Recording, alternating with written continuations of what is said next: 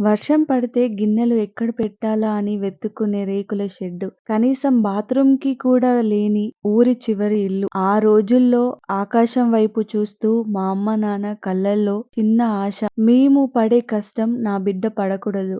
వాడి చదువే వాడిని రక్షించాలని వారు నమ్మారు.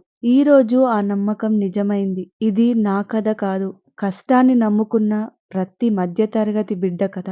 మా నాన్న రైతు. మట్టిని నమ్ముకున్న మనిషి.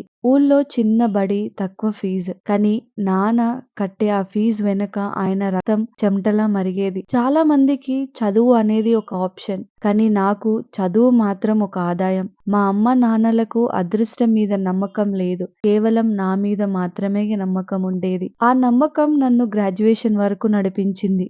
నా మొదటి జీతం అక్షరాల రూ. 5,000. ఆ డబ్బు చేతిలో పడగానే నాకనిపించిందొకటే. ఇప్పుడు చిరిగిపోయిన చెప్పులతో, పగిలిపోయిన పాదాలతో నడిచే మా నాన్న కాళ్ళు మొదటి జీతంతో నాన్నకి చెప్పులు కొనిచ్చాను. ఆ రోజు నాన్న ముఖంలో చూసిన ఆనందం ముందు ఈరోజు నాకున్న 7 అంకెల జీతం కూడా చిన్నదే. డబ్బు అంటే ఖర్చు పెట్టడమే కాదు, దాంతో మనల్ని ప్రేమించే వాళ్ళ కళ్ళల్లో వెలుగు చూడటం అని అప్పుడే అర్థమైంది.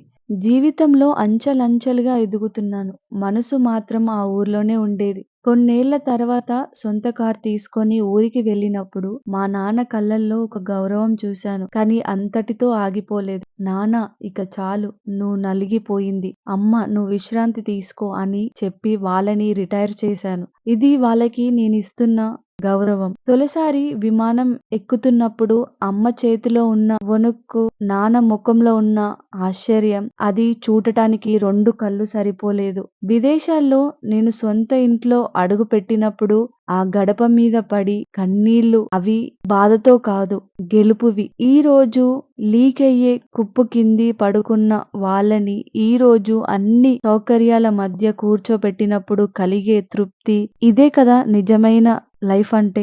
కలలు కనండి, వాటి కోసం పోరాడండి. మీ తల్లిదండ్రుల కళ్ళల్లో ఆనందం చూడటమే మీ జీవితంలో అతిపెద్ద సక్సెస్. ఇప్పుడు మా అమ్మానాన్నలు ప్రశాంతంగా ట్రావెల్ చేస్తున్నారు. రిలాక్స్ అవుతున్నారు. స్టోరీ ఎలా అనిపించిందో కామెంట్ బాక్స్‌లో షేర్ చేసుకోండి. కథ నచ్చితే లైక్, షేర్ మరియు సబ్స్క్రైబ్ చేసుకోవడం మర్చిపోరు కదా!